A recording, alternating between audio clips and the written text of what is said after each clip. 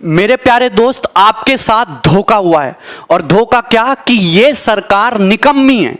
और जितने भी सरकार के लोग इस वीडियो को देख रहे हैं, मैं साफ साफ और सीधे शब्दों में कहना चाहता हूं कि तुम्हारी सरकार निकम्मी है। आज हमारे देश का जो सबसे बड़ा मुद्दा है, सबसे बड़ा मुद्दा केवल एक है। धोखा हुआ है। और धोखा क्या कि ये एक सेकंड निकम्मी है। और जितने भी सरकार के लोग इस वीडियो को देख रहे हैं, मैं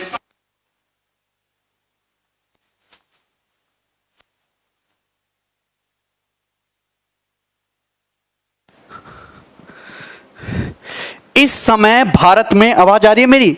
इस समय भारत में 10 करोड़ से ज्यादा लोग किसी ना किसी तरीके की बेरोजगारी से जूझ रहे हैं। 2 करोड़ से ज्यादा लोगों की नौकरियां केवल और केवल इस कोरोना के टाइम में गई।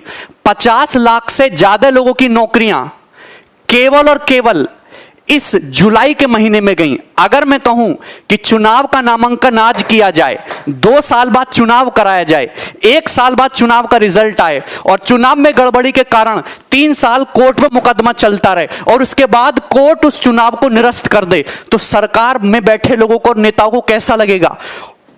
जो आपको फील होगा, सेम ऐसा फील इंडिया का हर एक स्टूडेंट कॉम्पिटिटिव एग्जाम की तैयारी करने वाला, चाहे वो रेलवे की तैयारी करता हो, चाहे एसएससी की तैयारी करता हो, चाहे आरआरबी की तैयारी करता हो, एनटीपीसी की तैयारी करता हो, डेली ये गम लेके जीता है। आज हमारे देश का जो सबसे बड़ा मुद्दा है वो केवल और केवल बेरोजगारी है। स्टूडेंट मुझसे पूछते हैं कि सर टीयर 3 2018 का रिजल्ट कब आएगा, डिस्क्रिप्टिव का रिजल्ट आएगा? मैं क्या बोलूं? मैं बोलता हूं 2 महीने बाद आ जाएगा भाई, 3 महीने बाद आ जाएगा। लेकिन अगर एसएससी से बात पूछोगे तो एसएससी जवाब देगी भैया 2-3 महीने तो बहुत कम टाइम है, कम से कम 4-5 साल का टाइम तो दे। 4-4 5-5 साल तक बच्चे अटके हुए हैं। मैं आपको डाटा दिखाता हूं। 2018 की सीजल की बात करते हैं। नोटिफिकेशन आया मई में 2018 में, मई 2018 में आया। बच्चे ने जनवरी 2018 से तैयारी शुरू किया होगा कम से भी कम। ऑनलाइन एग्जाम जो एप्लीकेशन है वो 5 मई से भरा गया। प्रीलिम का पेपर हो गया, मेंस का पेपर हो गया 11 सितंबर 2019 को। बहुत बढ़िया बात है, बच्चे खुश हैं। उसके बाद डिस्क्रिप्टिव का पेपर हो, महिमा सुनिए, 29 दिसंबर को। आज तक डिस्क्रिप्टिव के रिजल्ट का पता नहीं है। पूरा साल बीतने को तैयार हो गया। भगवान जाने कब सीपीटी टेस्ट होगा, कब डॉक्यूमेंट वेरिफिकेशन आएगा और कब ज्वाइनिंग होगी। एक नौकरी पाने के लिए 4-4 5-5 साल इंतजार करना पड़ रहा है। आपका एग्जाम का रिजल्ट तो बहुत जल्दी आ जाता है, आपके काम के मुद्दे तो 1 हफ्ते में निमट जाते हैं, और बच्चे यहां पे 4-4 5-5 साल तक एक नौकरी पाने के लिए जूझ रहे हैं। और वो आंदोलन करते तो पुलिस उन पे लट्ठे बरसाती है, उनको भगा देते वहां से। मैं एक और बात दिखाता हूं। आप देखिए railway exam NTPC group D का 1 मार्च 2019 को नोटिफिकेशन आता है। बंपर वैकेंसी आते हैं 90,000 से ज्यादा, लगभग 1 लाख वैकेंसी आती हैं। और ये भी पता है ये चुनावी लॉलीपॉप है कि चुनाव से पहले बच्चे दिखाएंगे, बच्चे खुश, अब तो रेलवे में नौकरी करेंगे, जिंदगी आसान से गुजरेगी। 2.5 करोड़ से ज्यादा फॉर्म उसमें जाते हैं। 500 रुपए फीस ले लेते हैं एक बच्चे से कि 500 रुपया हमको फीस दे दो और 100 रुपया केवल एग्जाम फीस है, 400 रुपया सब्सिडी की तरह आपके अकाउंट में वापस आ जाएगा। मतलब कुल मिला के अगर 2 साल से एग्जाम नहीं हो पाया, 550 से ज्यादा दिन गुजर चुके हैं, अभी तक वेंडर डिसाइड नहीं कर पाए कि कौन एग्जाम लेगा। अगर तुमको चुनाव के लिए फंड इकट्ठा करना था, चंदा मांग लेते, हर आदमी चंदा दे देता। इतना बड़ा धोखा इस गवर्नमेंट ने किया है ना हम लोगों के साथ। और मीडिया इसको दिखाने के लिए तैयार नहीं है। सुबह से शाम तक एक ही न्यूज दिखाते रहेंगे। 2 बातें 24 घंटे में सर्कुलेट करके वही बताते रहेंगे। एक इधर से बताएगा, एक ऊपर से बताएगा, एक नीचे से बताएगा। बोलना कुछ है नहीं इन लोगों को। ठीक है, देखो ये मैं तुम्हें वैकेंसी का ट्रेंड दिखाता हूं हमारी गवर्नमेंट आने के बाद। आपको दिखाई दे रहा है साफ साफ। एसएससी सीजीएल 2012 में 16,000 वैकेंसी। आप देखिए गिरावट किस तरीके से होती है। 13 में 16,114, 2014 में आते ही 15,000, 2015 में 8500, 16 में 10,000, 17 में 8,000, 11,000 और ये 8,000। मतलब वैकेंसी आधी हो गई और एग्जाम क्लियर करने का समय दुगना हो गया। आईबीपीएस पीओ की वैकेंसी देखो 2013 से लेकर 2020 तक, अरे 21,000 वैकेंसी से 1200 वैकेंसी तक गिर गए तुम। और लोग कहते हैं वाह मोदी जी वाह। हम नौकरी की बात करते हैं तो कुछ लोग कहते हैं, गवर्नमेंट के सपोर्टर कहते हैं, इस साला नौकरी मांग रहा है, ये एंटी नेशनल है, अर्बन नक्सल, इससे हिंदू खतरे में, इसको जेल में डालो। भैया हम नौकरी मांग रहे, जो भी मुद्दे हैं आप करते रहो साइड बाय साइड, हम एंटी नेशनल नहीं है। राजद्रोह और देशद्रोह में बहुत फर्क होता है मेरे भाई। हमको नौकरी चाहिए। एक जो बेरोजगार युवा होता है उसकी बहुत छोटी सी दुनिया होती है, वो लाख करोड़, 2 लाख करोड़, 3 लाख करोड़ के फंडे में नहीं घुसता। 35,000 40,000 रुपए उसके महीने की तनख्वाह आनी चाहिए, उसके घर में रोटी बननी चाहिए शाम से, है ना, आराम से। उसके पास इतने ही सपने होते हैं। इस सपनों को उससे छीनने की कोशिश मत करो भाई। और गवर्नमेंट ने ये अभी लॉलीपॉप दे दिया आपको सीटी का, कितनी भी अच्छी योजना सही, इसका कोई फायदा नहीं है।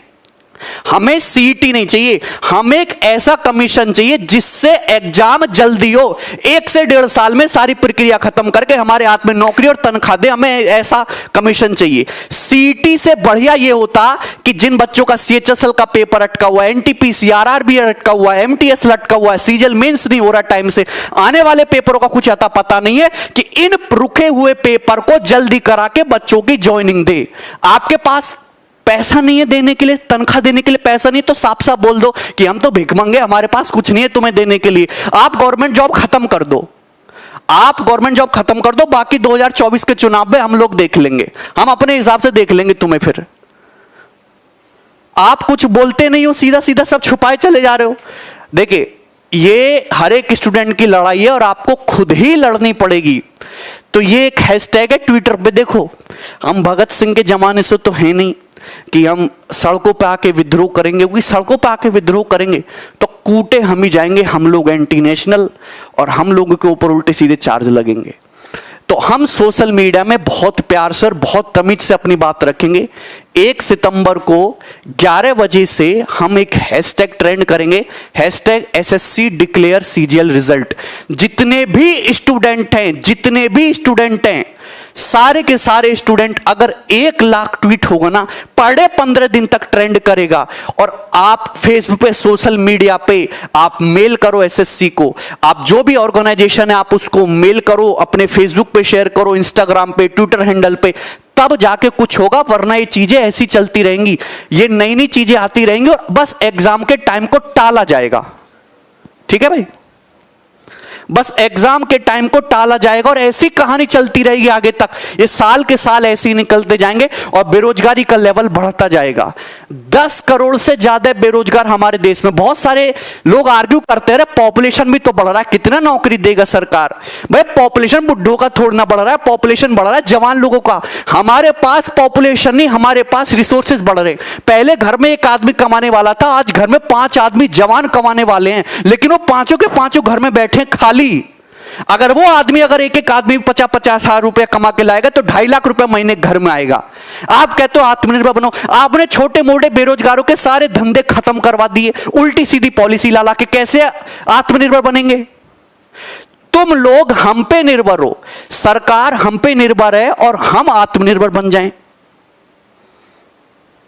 प्राइवेट नौकरी का पता नहीं, सरकारी नौकरी को तुम खाएगे, 5-5 साल में क्लियर हो रही, अरे 5 साल में भी क्लियर नहीं हो रहा। इस तरीके का हाल देख लो।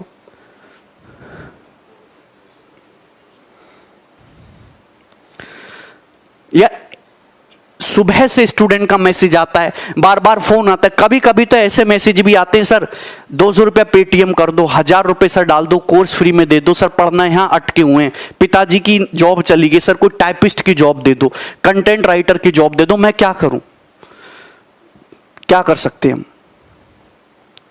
मेरी आप लोगों से हाथ जोड़ के एक ही विनती कि जितने भी लोग इस वीडियो को देख रहे हैं, जितने भी स्टूडेंट हैं, डेली के डेली ट्विटर पे ट्रेंड कराओ hashtag SSC CGL declare result. और इसके साथ साथ बॉयकॉट मीडिया, बॉयकॉट गवर्नमेंट। आप जो भी आपके मुद्दे, उन मुद्दों को शांतिपूर्वक देश के सामने रखो, तभी आपकी बात सुनी जाएगी। घर में बैठे बैठे तुम्हारी बात कोई नहीं सुनना जाएगा।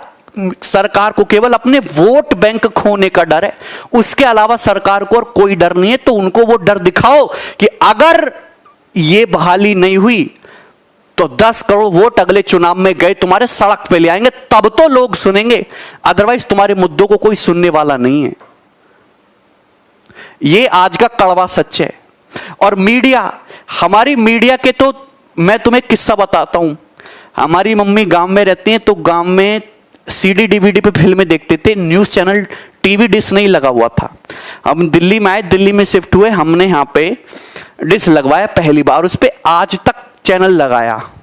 तो कई दिनों तक मम्मी ने न्यूज सुना। फिर एक दिन मम्मी बोली, भैया गगन या को बंद कर दे और कान्हा जी के भजन लगा दे तू। ये तो बिके हुए लोग हैं। एक लेडी जो पढ़ी लिखी नहीं है, मेरी मदर, वो 4-5 दिन देख के, जिनको मैंने कभी नहीं बताया कि मीडिया ऐसे बिका हुआ है, रोज टुकड़ा जाता है वहां से सरकार से इनके लिए, और उनको ये पता चलेगा कि ये बिका हुआ लोग है, इसने अपना जमीर बेच रखा है। क्या तुमको नहीं दिखता? मीडिया सरकार की पॉलिसी की केवल वाहवाही करता रहता है, वाहवाही करता रहता है। मोदी जी ने किसी आदमी को 200 रुपया दान दिया तो सरकार वाले दिखाएंगे, देखो कितना करारा नोट दिया है ना, कितना करारा नोट दिया, अब इससे बढ़िया खाना खाएंगे, इनकी ताकत आएगी, और उसकी इतनी गुणगान, उसकी इतनी वाहवाही कर देंगे ना कि क्या ही बताओ। और जो काम के मुद्दे हैं वो ऐसे कहीं ऐसे डुबक जाते, कोई दिखता नहीं। आज दिल्ली हाई कोर्ट ने, आज या 1-2 दिन पहले दिल्ली हाई कोर्ट ने मोदी गवर्नमेंट को फटकार लगाई, और फटकार में क्या सीधे सीधे शब्द बोले उन्होंने कि आपकी जितनी भी पॉलिसी हैं सब एक तरह के ढकोसला हैं और ये सरकार पाखंड से घिरी हुई है। ये दिल्ली हाई कोर्ट ने बोला, ये कोई मीडिया तुमको नहीं दिखाएगा कि ये सरकार की पॉलिसी पाखंड से घिरी हुई है।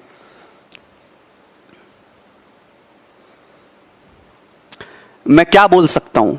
आप एसएससी कमीशन को मेल डालो, ट्विटर पे, फेसबुक पे, इंस्टाग्राम पे, सोशल मीडिया पे, यूट्यूब कमेंट पे एकदम आग लगा दो, फैला दो, जब ही तुम्हारी बात सुनी जाएगी, अदरवाइज तुम्हारी बातों को कोई सुनने वाला नहीं है।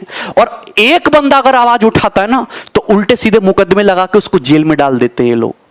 तो जब तक सारे लोग मिलकर आवाज नहीं उठाएंगे ना, कुछ होने वाला नहीं है, कोई सोल्यूशन नहीं निकलेगा। सोल्यूशन साथ में आके, हाँ क्या बोलूं मैं? बोलने के लिए मेरे पास अपने देश की स्थिति पे कभी कभी रोना आता है कि हमारा देश कौन से गड्ढे में जाता जा रहा है, दिन पे दिन गड्ढे में घुसता जा रहा है, और मीडिया उस पर बोलने को तैयार नहीं है। तुम हैं, कोरोना तो सभी के साथ हुआ है और दूसरे देशों में भी आर्थिक स्थिति खराब हुई है, पर वो तो उभर जाएंगे। लेकिन इतना मुझे विश्वास है कि हमारी गवर्नमेंट हमको कोरोना से नहीं उभार पाएगी कभी भी।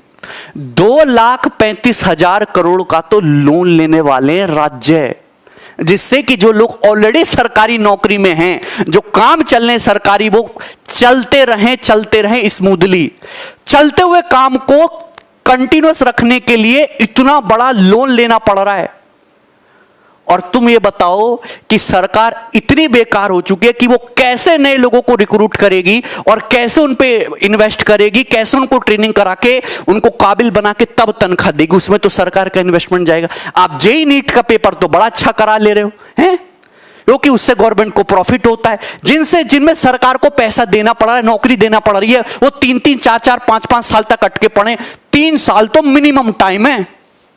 7-8, 8-8 साल से लोगों की नौकरियां अटकी पड़ी हैं।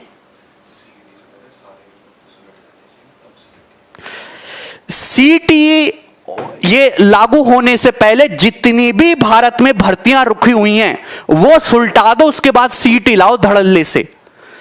या तो उम्मीद दो मत, और उम्मीद दो तो भैया उस पे खरा उतरने का एक बार मौका भी दो। या तो उम्मीद दो मत, उम्मीद नहीं दोगे तो अगले चुनाव में हम तुम्हें देख लेंगे। ठीक है, तो इस वीडियो को ज्यादा से ज्यादा शेयर करो, ट्विटर पे शेयर करो, केवल और केवल ट्विटर पे हर किसी को इसमें टैग करो, और भैरी सरकार के कानों में ना बम फोड़ो, तब जाके उनको सुनाई देगा। तुम्हारी बातों को कोई नहीं सुनने वाला, कोई अहमियत नहीं है, डिस्कशन भी नहीं होता तुम्हारा। मन की बातों में बेरोजगारी का डिस्कशन भी नहीं हुआ, मुद्दे ही अलग हैं। बोला था कि हर साल 2 करोड़ नौकरियां आएंगी, हर साल 2 करोड़ से ज्यादा नौकरियां गई हैं, आई नहीं है। चाहे वो प्राइवेट प्लस गवर्नमेंट मिला के बात कर रहा हूं, डाटा है ये। किसान हमारा परेशान है, छोटा जो बिजनेसमैन है, जो छोटा व्यापारी है वो परेशान है, स्टूडेंट परेशान है, टीचर परेशान है, सब परेशान है। मौज में बड़े बड़े बिजनेसमैन, बड़े बड़े लोग, अडानी अंबानी जैसे, वो मौज ले रहे हैं, नेता सांसद मौज ले रहे हैं। ले जाओ, ले जाओ। अभी यमराज जब तुमको पकौड़े तलेगा ना तुम्हारे नरक में, जब तुम्हें पता चलेगा, देखना बढ़िया कढ़ाई बनवाई होगी तुमको तलने के लिए। इस वीडियो को मैं यही छोड़ रहा हूं, इच्छा आपकी है। एक साथ अगर 1 करोड़ लोग विद्रोह करेंगे ना, डेली ट्विटर पे आग लग जाएगी, गवर्नमेंट को सुनना ही पड़ेगा। और अगर इससे भी बात नहीं बनती है तो फिजिकल आके एसएससी में ये ऑफिस के सामने जाके बैठेंगे और मैं सबसे आगे रहूंगा। जितना खर्चा होगा, जो भी होगा, मैं करूंगा। मैं बुलाऊंगा लड़कों को यहां पे ट्रेन बुक कर करके, ठीक है।